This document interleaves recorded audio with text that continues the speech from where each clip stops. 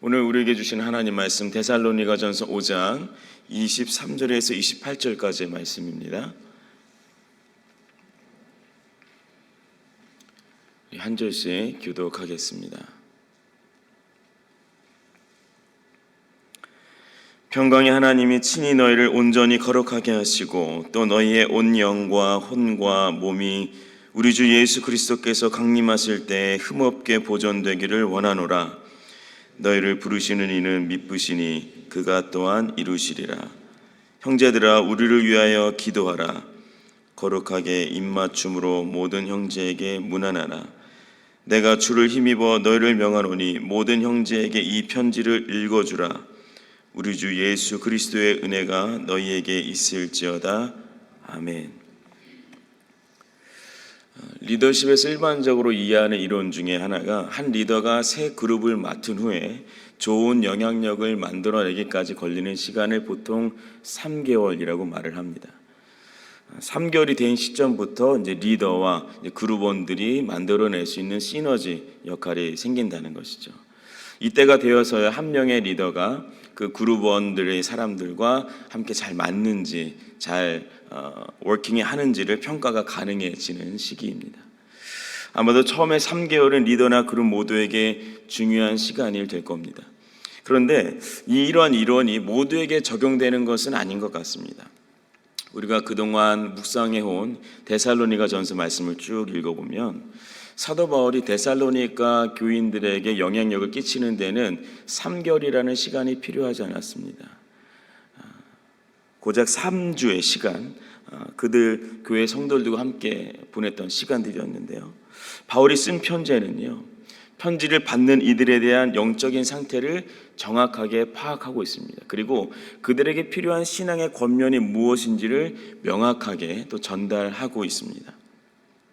사도 바울이 잠시 머물렀다가 떠난 이제 데살로니가 교회 성도들에게 거릴 것이 없이 이제 강력한 메시지를 전하는 것이죠. 어떻게 이렇게 분명한 메시지를 사도 바울이 전할 수 있었을까라는 질문을 하게 되는데, 그 질문에 대한 답변을 우리가 23절에서 찾아볼 수가 있습니다. 우리 같이 한 목소리로 읽겠습니다. 평강의 하나님이 친히 너희를 온전히 거룩하게 하시고 또 너희의 온 영과 혼과 몸이 우리 주 예수 그리스도께서 강림하실 때에 흠없게 보존되기를 원하노라. 아멘. 분명 사도 바울이 데살로니가 교인들에게 편지를 쓰고 있는데 그가 정작 기대하고 신뢰하고 있는 대상이 누구입니까? 바로 평강의 하나님이십니다. 사도 바울이 그의 편지들에서 이제 자주 사용하는 표현들인데요. 이 하나의 단어가 가지고 있는 중요한 의미가 있습니다. 바로 평강의 공급자는 하나님 한 분이시라는 사실입니다. 평강이라는 말은 혼돈이나 염려나 두려움이나 무질서가 없는 상태를 말하거든요. 사람이 어떤 행위를 잠시 함으로 인해서 잠깐 편안해질 수는 있습니다. 그러나 궁극적인 평화, 평강은 얻어내는 것이 아니라 주어지는 겁니다. 사도 바울은 오직 하나님께서 평강의 주체가 되신다라는 것을 밝히고 있는 것이죠. 고요하게 하루를 시작할 때, 쉴 새 없이 하루를 막 지나갈 때, 살아낼 때 우리는 기억해야 합니다. 고단한 몸으로 하루를 마칠 때에도 마찬가지입니다. 우리가 평강의 하나님을 부르고 그분을 찾을 때 하나님께서 우리에게 평강을 주십니다. 데살로니가 교인들을 향한 사도 바울의 마지막 권면에는요, 바로 이 평강의 하나님에 대한 인정이 있었던 겁니다. 평강의 하나님이 오늘 우리의 삶도 넉넉하게 지키시길 간절히 소망합니다. 그런데 평강의 하나님이 하시는 일이 두 가지가 있다고 말을 하죠. 첫 번째가 바로 친히 너희를 온전히 거룩하게 하신다. 그러니까 이 말의 뜻은 모든 방면에 있어서 끝까지 성결하게 하신다, 성화하게 한다라는 의미를 갖습니다. 무슨 뜻이냐면 하나님께서 저와 여러분을 모든 방면에서 하나님 보시기에 합당한, 하나님께 구별된 사람으로, 하나님이 원하시는 사람으로 빚어가기를 원하신다라는 뜻입니다. 두 번째로 하나님께서 생각하시는 게 어떤 거냐면 그리스도께서 다시 오실 때까지 흠없게 우리를 보존하신다라고 했습니다. 여기서 흠이 없다는 것은 신체적으로 훼손이 없다라는 것을 말하는 것이 아니라 전인격적으로 온전한 상태로 우리를 주님 다시 오실 때까지 하나님께서 그분께 속한 자녀들을 흠없게 돌보신다라는 의미로 우리가 이해할 수 있겠습니다. 그러니까 바울의 여러 서신에서 이 발견되는 메시지이기도 하죠.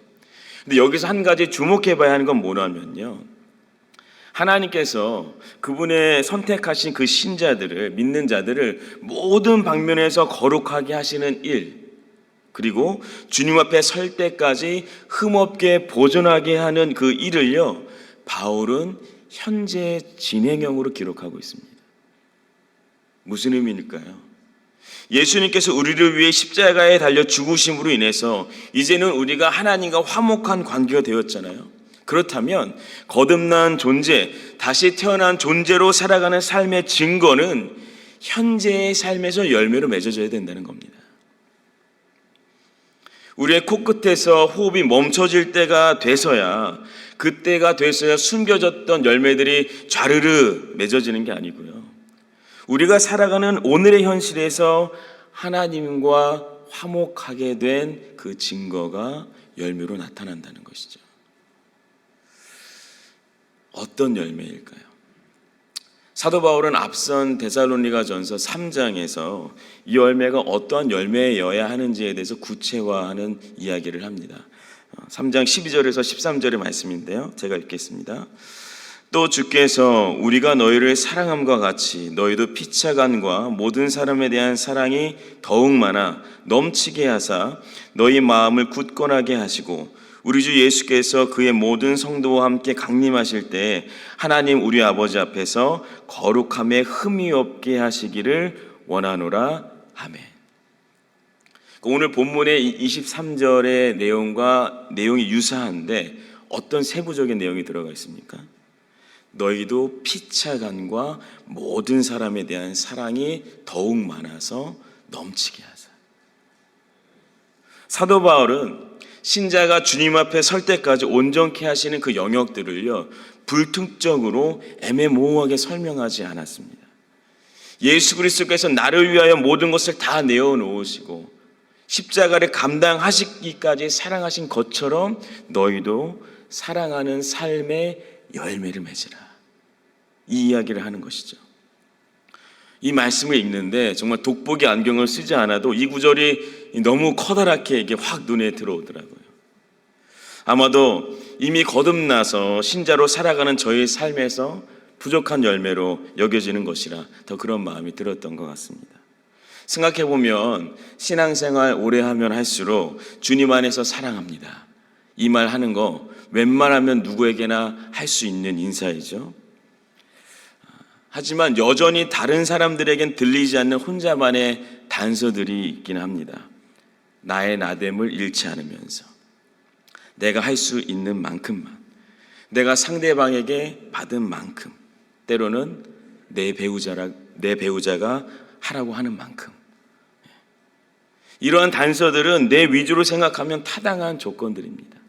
하지만 내가 주님께 받은 사랑에 비교하면 전혀 맥락이 맞지 않은 접근법이죠. 따라서 만약 우리 중에 내가 예수 그리스도로 인하여서 의롭다함을 받은 그리스도인이 되었다고 믿는 자가 있다면 오늘의 삶에서 그리스도 예수께 받은 그 사랑으로 피차간의 모든 사람에 대한 사랑이 더욱 많아 넘치는 열매가 있을 수 있도록 기도해야 합니다. 그 열매들을 통해서 하나님께서는 우리를 마지막 때까지 흠없이 보존해 가십니다. 물론 이러한 신자의 삶은 나의 의지와 노력으로 완성되지 않습니다. 사도 바울도 오늘 분명히 24절에 이렇게 말을 하죠. 같이 읽겠습니다. 너희를 부르시는 이는 미쁘시니 그가 또한 이루시리라. 아멘. 창세기 21장에 보면 이미 자녀를 가질 수 없는 아브라함과 사라에게 하나님께서 그에게 자녀를 주시겠다고 약속을 하십니다. 그리고 그것을 지키시죠. 출애굽기 2장에서도 보면 이스라엘 백성이 애굽의 압제에 있어서 고통하고 신음할 때 하나님께서는 야곱과 맺은 언약을 기억하셨다고 말씀하셨습니다. 역대하 21장에서도 보면요, 다윗의 씨에서 앞으로 메시아를 나타내시겠다고 약속하신 그리스도의 말씀이 있으셨기 때문에 유다의 혈통을 멸망하시기를 즐겨하지 않으셨다라는 말씀이 있습니다. 그 역사 속에 일어난 사건들만을 보면요, 예외 없이 안 되겠구나, 어렵겠구나, 힘들겠구나 라는 판단이 섭니다. 그런데 모든 사건들에 공통적으로 신실하신 하나님이 개입하시니까 어떻게 됩니까? 100세의 아들을 낳고 200만 명이 되는 백성이 홍해를 지나서 애굽을 나오게 됩니다. 그리고 연약해 보였던 그 이새의 뿌리에서 메시아의 혈통이 이어지게 되는 것이죠. 결국 성경에 나타나는 하나님의 이 신실하심의 증거들은요, 하나님께로부터 분리될 수 없는 속성으로 인해서 나타난 결과들인 겁니다. 따라서 우리에게 권면되고 요구되는 성화의 삶에서 나타내는 열매들 또한 그 삶을 친히 약속하시고 인도하시는 하나님께 기도하며 나를 맡기는 훈련을 이어가야 합니다. 제가 한국에서 꽤 늦은 나이에 군대를 갔는데, 믿기 어려워하시는 분들이 계신 것 같지만 저도 병장으로 만기 제대를 했습니다. 그런데 당시 훈련소로 가는 길이 먼 여정이었는데 고맙게도 친구들이 이제 함께 배웅을 해줬습니다. 입수하는 날이 됐는데 저는 오히려 담대한데 이 친구들이 계속 눈물을 흘리는 거예요. 왜냐면 자기들은 이미 다 전역을 했거든요. 이제 막 짧은 머리로 슬리퍼 신고 군대 가는 제가 이제 고생하는 걸 생각하니까 너무 짠하다는 겁니다. 지금 저를 보시는 눈빛도 너무 짠하게 지금 보시는 것 같은데,